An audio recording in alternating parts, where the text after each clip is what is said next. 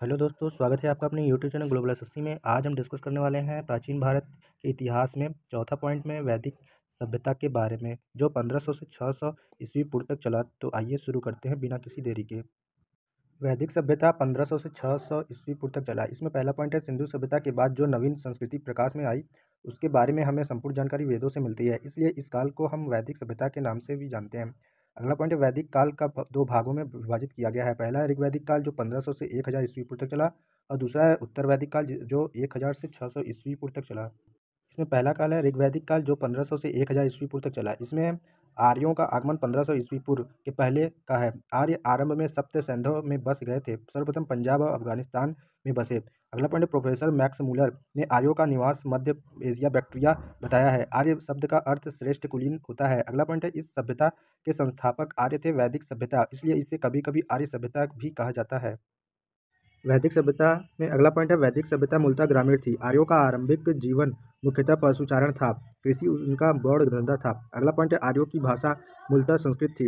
अगला पॉइंट है आर्यों का इतिहास मुख्यतः हमें वेदों से ज्ञात होता है। अगला पॉइंट है सिंधु आर्यों के लिए सबसे महत्वपूर्ण नदी थी तथा सबसे पवित्र सरस्वती नदी थी। ऋग्वेद के नदी सूक्त में सरस्वती को नदीतमा कहा गया है। ऋग्वेद काल का समाज कबीले के रूप में संगठित था। ऋग्वेद में अफगानिस्तान की नदियों का भी उल्लेख है। ऋग्वेद में एक पर्वतमाला मुजवंत हिमालय का उल्लेख भी मिलता है। अगला पॉइंट ऋग्वेद में गंगा व सरयू नदी का उल्लेख एक बार मिलता है एवं यमुना नदी का उल्लेख 3 बार लिया गया है। अब हम डिस्कस करेंगे ऋग्वैदिक कालीन नदियों के बारे में। तो पहला है विपाशा जो अब नाम हो गया है ब्यास। दूसरा है वितस्ता जो इसका नया नाम हो गया है झेलम। सतुस्त्री जिसका वर्तमान नाम हो गया है सतलुज। पुरुषड़ी या इरावदी इसका वर्तमान नाम है रावी। अस्किनी जिसका वर्तमान नाम है चिनाब। सुवास्तु जिसका वर्तमान नाम है स्वात। अगला नदी है सिंधु जिसका वर्तमान नाम है सिंध। अगला नदी है क्रुब जिसका वर्तमान नाम है कुर्रम। अगला नदी है सदानिरा जिसका वर्तमान नाम है गंडक। अगला नदी है दृश्यवती या सरस्वती जिसका नया नाम है वर्तमान नाम है घग्गर। अगला नदी है कुंभा जिसका वर्तमान नाम है काबुल। अगला नदी है गोमती या फुलहर जिसका वर्तमान नाम है गोमल।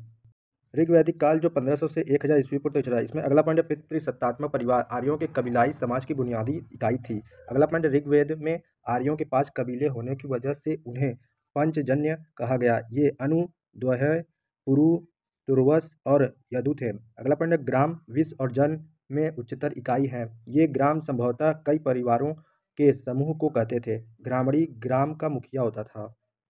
ऋग्वैदिक काल जो 1500 से 1000 ईस्वी पर तक चला। इसमें अगला पॉइंट है विष कई गांवों का समूह इसका प्रधान विषपति कहलाता था। अगला पॉइंट है जन अनेक विषों का समूह उसके अधिपति को जनपति राजा कहा जा गया था। अगला पॉइंट है देश या राज्य के लिए राष्ट्र शब्द आया था। अगला पॉइंट है राजा का पद वंशानुगत नहीं होता था। राजा को गोप कहा जाता था।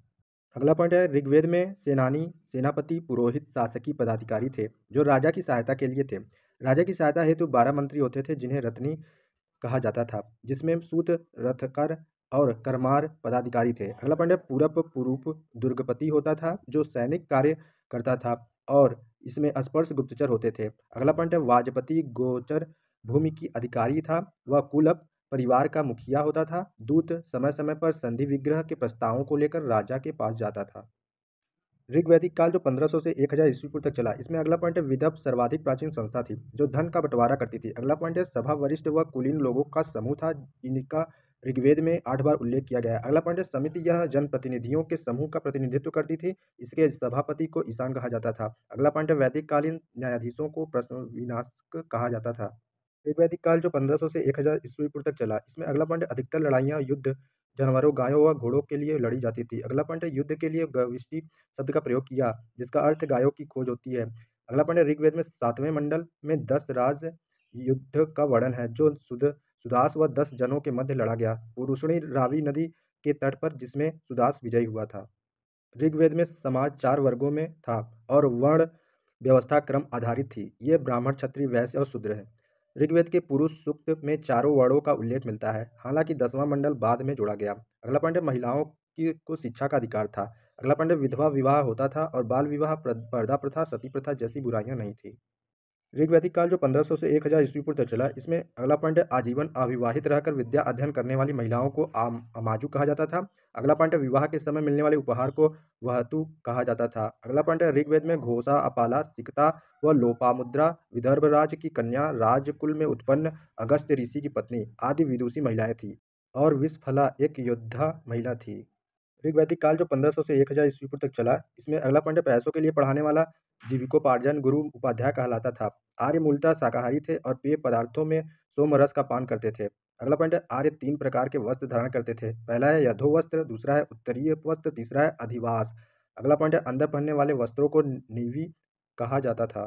ऋग्वैदिक काल जो 1500 से 1000 ईस्वी पूर्व तक चला, इसमें अगला पॉइंट है गाय को अघन्या न मारने योग्य माना जाता था। इनका मुख्य व्यवसाय पशुपालन व कृषि था। इनका प्रिय पशु गाय व घोड़ा थे। अगला पॉइंट है वस्तु विनिमय द्वारा लेन देन करते थे और मुद्रा प्रणाली नहीं थी। अगला पॉइंट है व्यापार के लिए बाहर जाने वाले व्यक्ति को पौड़ी कहा जाता था। और इसमें अगला पॉइंट है ऋण देकर ब्याज लेने वाले को वेकनाट या सुदखोर कहा जाता था। ऋग्वैदिक काल जो 1500 से 1000 ईस्वी पूर्व तक चला, इसमें अगला पॉइंट है लोहा धातु की खोज आर्यों के द्वारा की गई, जिसे श्याम अयस कहा जाता था। अगला पॉइंट है आर्य प्राकृतिक बहुदेववाद, एकाधिदेववाद, एकेश्वरवाद व निर्गुण भक्ति में विश्वास रखते थे। अगला पॉइंट है ऋग्वैदिक भारत का राजनीतिक ढांचा इन 4 आरोही क्रम में बटा था। जैसे पहला है क्रम में कुल, जो जिसका प्रधान कुलपा कहलाता था। दूसरा क्रम है ग्राम, जिसका प्रधान ग्रामणी कहलाता था। तीसरा क्रम है विष, जिसका प्रधान विषपति कहलाता था। चौथा क्रम है जन, जिसका प्रधान गोप या राजा कहलाता था। इस वीडियो में इतना ही दोस्तों। अगले वीडियो में हम उत्तर वैदिक काल जो 1000 से 600 ईस्वी पूर्व तक चला, उसका हम अगले वीडियो में डिस्कस करेंगे। धन्यवाद दोस्तों।